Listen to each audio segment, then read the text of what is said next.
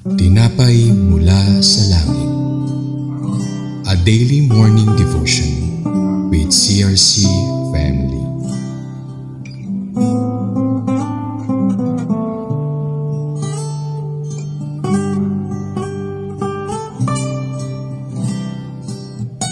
Isang mapagpalang araw sa ating lahat. Muli na naman po tayo makakarinig ng salita ng Diyos sa napakagandang umagang ito.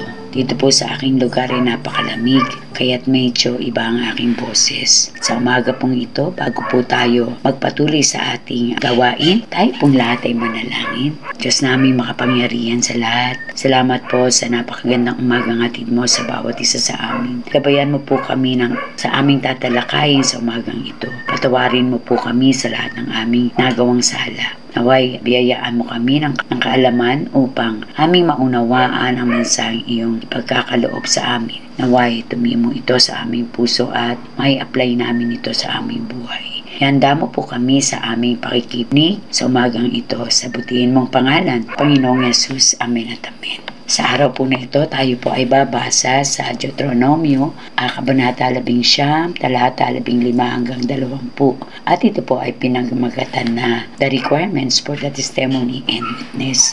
Sabi dito, MBB po ang gamit ko, hindi sapat ang patotoo ng isang saksi upang mahatulang nagkasala ang isang tao. Kailangan ng 2 o 3 saksi. Pag ang isang taong may masamang hangarin ay nagbintang na hindi totoo sa kanyang kapwa, silang dalawa ay pupunta sa lugar na pinili ni Yahweh at haharap sa mga pari at mga hukom na nanunungkulan. Sisiya sa atin silang mabuti ng mga hukom at kapag napatunayang kasinungalingan ng bintang, ang parusang hinahangad niya sa kanyang pinagbintangan ay sa kanya igagawad. Alisin niyo ang ganyang kasamaan sa inyong sambayanan. Kapag ito'y nabalitaan ng lahat, matatakot silang gumawa ng ganitong kasamaan. Purihin po ang Diyos sa mga salitang ito at sa ating pagpapatuloy po. Sa mga talatang nabanggit, pinapaunawa po sa atin na ano ang tuntunin, kung ano ang responsibilidad ng isang saksi. At sa kabanatang ito, tinalakay din po ni Moises ang usapin ng mga saksi at patotoo sa komunidad ng mga Israelita. Dahil po, ang mga saksi ay isang mahalagang bahagi ng sistema ng judicial sa kanilang panahon at maging sa ating panahon ngayon.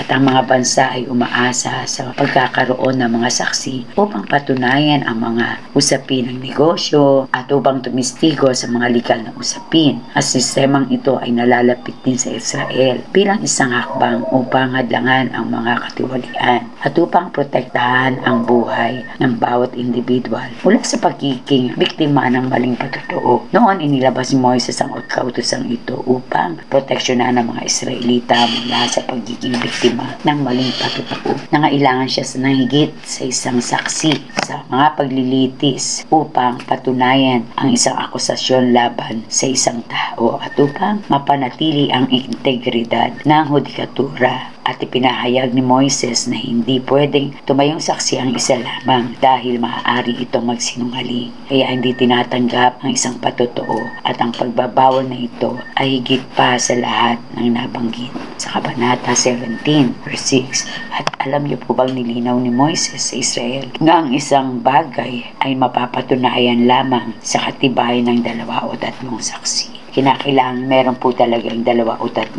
na magkapatotoo tungkol sa usapin upang malaman natin kung sino po ang nagsasabi ng totoo. Kaya naman po, kapag ang usapin ay naiharap na sa otoridad at ang mga hukom ay dapat nang mag-imbestiga ng lubusan, kailangan ng masusing pagsisiyasat sa pamamagitan ng maingat na pagtatanong at pagsasaliksik upang matukoy kung sino ang nagsasabi ng totoo at kung sino ang mali. Kapag nalaman naman ng hukom na ang saksi ay huwad at siya ay nagbintang sa kanyang kapatid ng may kasinungalingan, siya ay magkakaroon ng karampatang parusa na magiging sani na matakot ang mga Israelita o ang lahat ng tao na gumawa ng tulad din ni Dion.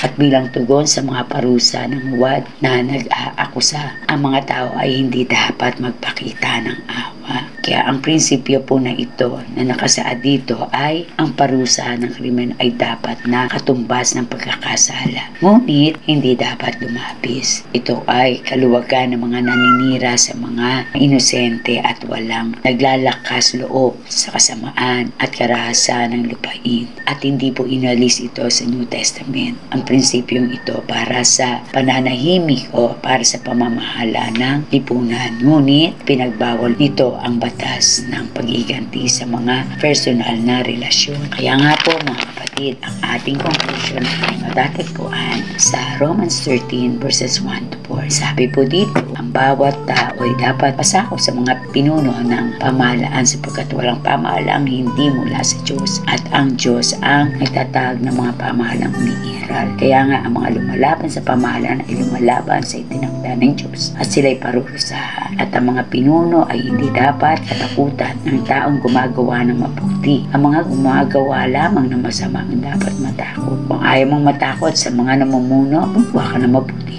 at paparangalan ka nila. Sila'y mga lingkod ng Diyos para sa ikabubuti mo. Ngunit kung gumagawa ka ng masama, dapat kang matakot dahil sila'y may kapangyarihang magparusa.